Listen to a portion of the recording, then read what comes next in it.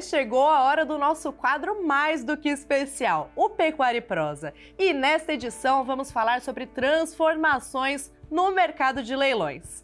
E para essa conversa estou muito bem acompanhada do renomado leiloeiro Eduardo Knorr. Eduardo, seja bem-vindo mais uma vez para o nosso Pecuária e Prosa. Obrigado, Leandra. Sempre uma satisfação poder estar com você aqui. Já vamos iniciar o nosso bate-papo, Eduardo, falando sobre os principais desafios enfrentados pelos leiloeiros na pecuária atual. Como você enxerga esse cenário hoje em dia? Leandra, eu vejo o leiloeiro rural com alguns requisitos a mais do que aqueles que nós tínhamos há 40, 50 anos atrás. Como, por exemplo, o leiloeiro rural tem que saber e conhecer aquele produto que ele vai vender. No meu entendimento, obviamente. O leiloeiro rural, ele tem que estar, durante o leilão, sintonizado e sabendo o que ele tem na pista ou em tela e o que ele tem na sequência para poder, numa eventualidade de, por exemplo, dar uma opção ou uma coisa do gênero. Se ele não tiver 100% integrado na oferta, ele talvez não saiba responder algumas perguntas ou algumas situações, ele vai acabar ficando em saia justa. Até porque os lotes na hora do leilão, eles não são fixos, né, Eduardo? Você, melhor do que ninguém, sabe que às vezes eles mudam, entra lote na frente, muda lote para trás, então o leiloeiro sempre tem que estar atento a esses quesitos, né? Ele tem que conhecer, saber todos os lotes que ele vai vender, todos os indivíduos, independente de ordem de entrada, ele tem que saber o que ele tem na mão para poder desenvolver um bom trabalho. Bom, e de um tempo para cá, Leandra, de alguns anos para cá, e aí a gente já falou num outro programa sobre isso, eu acho que é o legado da pandemia, que é uma coisa horrível, mas ela deixou um legado positivo, que foi esta integração de 100% dos leilões virtuais, junto com alguns presenciais, mas uma grande maioria feitos em estúdio. Então, foi uma evolução, é uma evolução ocorrida e, obviamente, que o profissional, que o leiloeiro, ele também tem que evoluir. Tem que se adequar. E não é fácil, né, Eduardo? Até porque quando a gente tá lá no leilão, naquela loucura que é o ritmo de um leilão super animado, é diferente de você estar na frente do computador tentando prender as pessoas que também estão na frente de um computador ou de um celular ou da própria televisão. É muito mais difícil, Leandra, acredite, pode acreditar, é muito mais difícil porque na tela você não sabe quem está atrás dessa tela, quais são as pessoas que estão aí, ao passo que presencialmente você sabe quantificar e depurar, né, pelo seu conhecimento de plateia quem está lhe assistindo. Mas eu sigo complementando o porquê que eu disse lá atrás que eu julgo necessário ter esse conhecimento, ter essa afinidade com os animais que ele vai vender. E hoje em dia é imprescindível que ele tenha um conhecimento, no mínimo básico, das informações, por exemplo, das diferenças esperadas de progênie, dos programas de avaliações genéticas, que são hoje uma realidade no bovino de corte, já estão sendo inseridas de uma maneira muito rápida no ovino de corte também, né?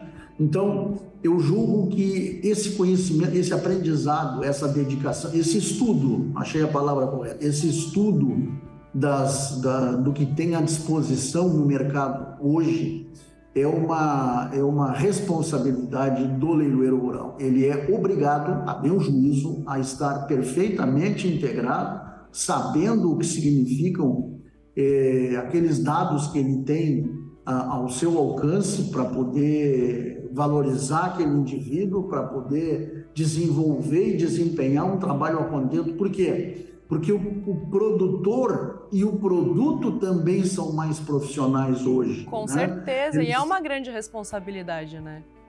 Eles são cercados dessas informações tecnológicas. Hoje nós estamos falando em epigenômicas, quer dizer, nós estamos dando passos muito acelerados para disponibilizar tudo isso para o comprador ter essas informações, porque são ferramentas essenciais para ele aumentar a sua rentabilidade, para ele aumentar a sua eficiência Então, assim, ó, não tem como não ser profissional lidando com profissionais. Você não vai ficar no mercado, você vai ficar muito pouco tempo. Isso com certeza. O mercado vai, inclusive, te engolir.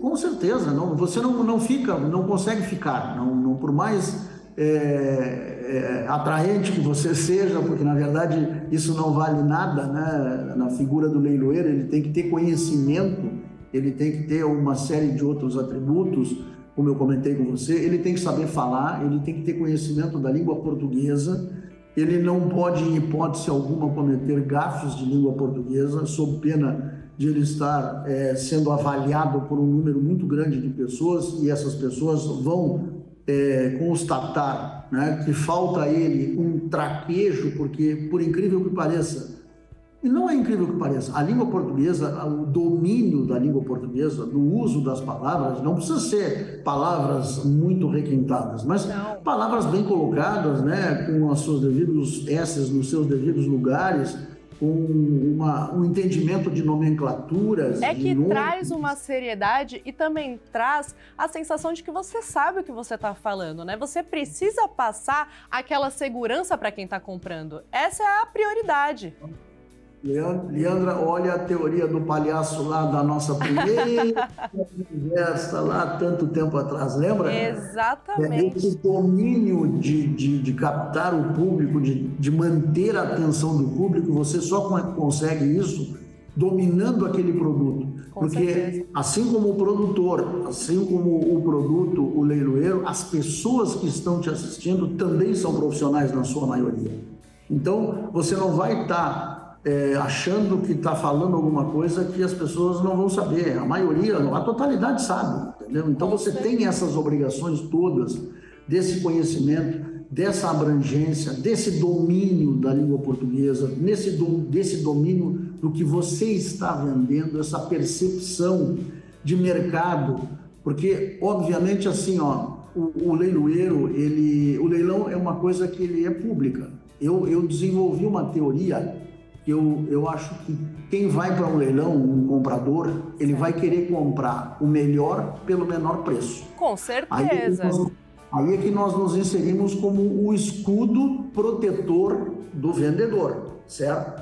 Quando é que isso não acontece? Só não acontece essa postura de comprar o melhor pelo menor preço quando o dinheiro não é dele ou ele vai comprar e não pagar. Isso é uma teoria minha, desenvolvida ao longo de mais de 40 anos. Mas faz total sentido. E você funciona como um mediador, porque assim como você entende a necessidade do comprador, você entende que o vendedor está vendendo dele por um preço justo, o preço que ele considera ser o melhor para aquele animal, para aquele produto. E, Leandra, aquilo ali é o trabalho dele, muitas vezes, de um ano todo. Ele não é um trabalho de um mês, dois. É todo ano que ele se dedica a preparar aqueles animais, a fazer aqueles acasalamentos lá atrás, encontrar genéticas, encontrar boas opções, avaliações de programas de melhoramento, enfim, é todo um trabalho dele, que aí é que entra também uma parte importante, que é a seriedade do profissional. O profissional tem obrigação de ser sério sempre. Ele tem que ser sério para ter essa credibilidade que o leilão exige. Ele exige, o vendedor exige e o comprador exige também que o profissional por mais que muitas vezes o leilão tenha essa festividade, é necessário passar a seriedade e a segurança para aqueles que estão comprando. Eduardo, infelizmente o nosso tempo está esgotado, mas muito obrigada mais uma vez. Já, você acredita, passa muito rápido. Já falei que eu vou te convidar para uma prosa de 2 horas e com certeza eu vou adorar. Muito obrigada mais uma vez por fazer parte disso tudo aqui com a gente. Obrigado, Leandra, e pode ter certeza que foi uma satisfação esse nosso bate-papo aí, e eu estou sempre à disposição para o que for preciso. Somos grandes parceiros aí do Lance Rural e essa plataforma para nós é muito importante. Para a gente também, vocês são muito importantes, para a gente ter certeza. Muito obrigada mais uma vez. Foi ótimo poder discutir as mudanças no mercado com o Eduardo Knorr e compartilhar tudo isso com você aí de casa. Muito obrigada pela companhia e até o próximo Pecuária e Prosa.